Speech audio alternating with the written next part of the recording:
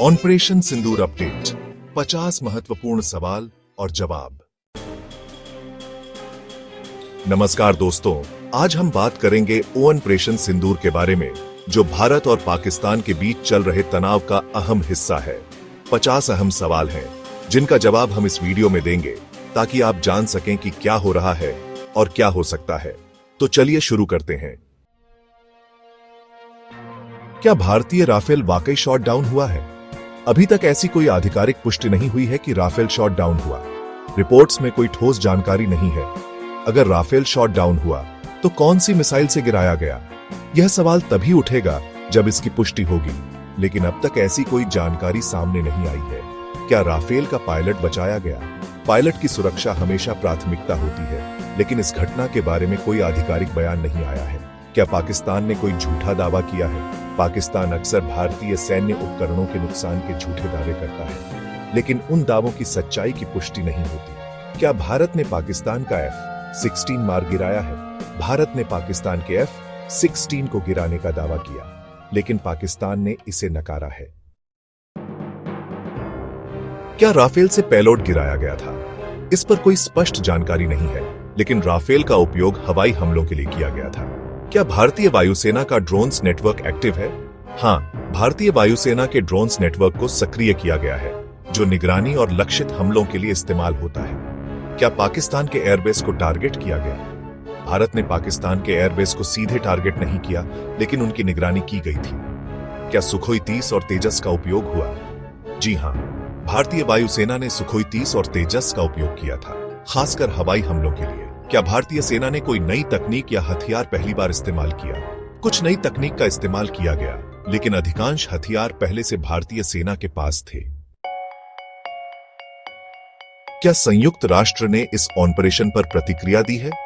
संयुक्त राष्ट्र की प्रतिक्रिया अभी तक सामने नहीं आई है, लेकिन वे हमेशा इस तरह के सैन्य अभियानों पर नजर रखते हैं।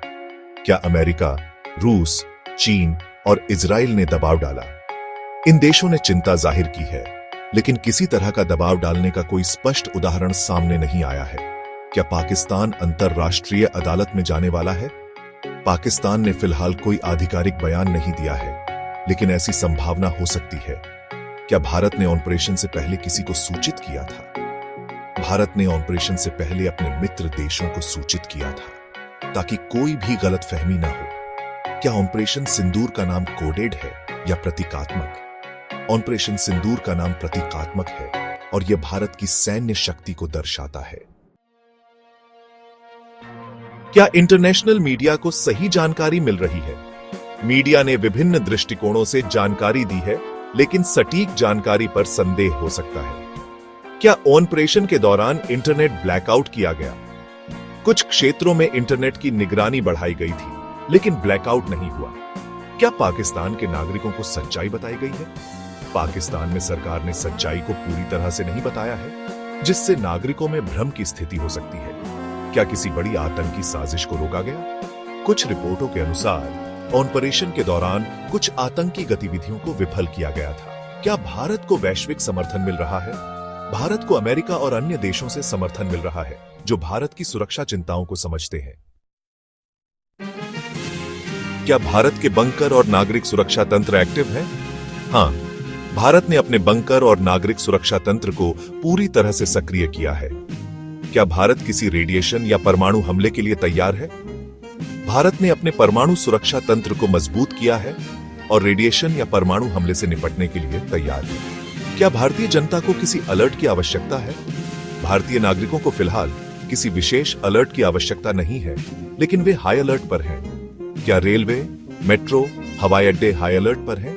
जी हां, रेलवे, मेट्रो और हवाई अड्डे हाई अलर्ट पर हैं, खासकर सुरक्षा से जुड़े क्षेत्रों में। क्या सरकार के पास पूरी इंटेलिजेंस थी? भारत सरकार के पास ऑपरेशन सिंदूर के लिए पूरी और सटीक इंटेलिजेंस थी, जिससे निर्णय प्रभावी हो सके। क्या देश में किसी विशेष बल को तैनात किया गया है? जी हां, विशेष बलों को तैनात किया गया था, खासकर सीमा पर और उच्च जोखिम वाले क्षेत्रों में। क्या साइबर युद्ध भी चल रहा है? जी हां, साइबर युद्ध चल रहा है और दोनों देशों के बीच साइबर हमले हो रहे हैं। क्या ऑपरेशन सिंदूर के जरिए एक मनोवैज्ञानिक दबाव बनाया गया?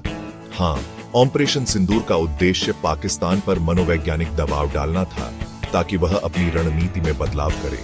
क्या यह ऑपरेशन पाकिस्तान की सरकार को अस्थिर कर सकता है? यह ऑपरेशन पाकिस्तान की सरकार को अस्थिर नहीं करेगा, लेकिन यह दबाव बना सकता है। क्या ऑपरेशन सिंदूर भारत की नई सैन्य नीति की झलक है? हाँ, ऑपरेशन सिंदूर भारतीय सैन्य नीति की एक नई दिशा और आक्रामक दृष्टिकोण का प्रतीक है। तो दोस्तों, ये थे ऑपरेशन सिंदूर से जुड़े कुछ अहम सवाल और उनके जवाब। अगर आपको यह वीडियो पसंद आया हो तो कृपया लाइक और सब्सक्राइब करें। कोई सवाल हो तो कमेंट में लिखें। धन्यवाद।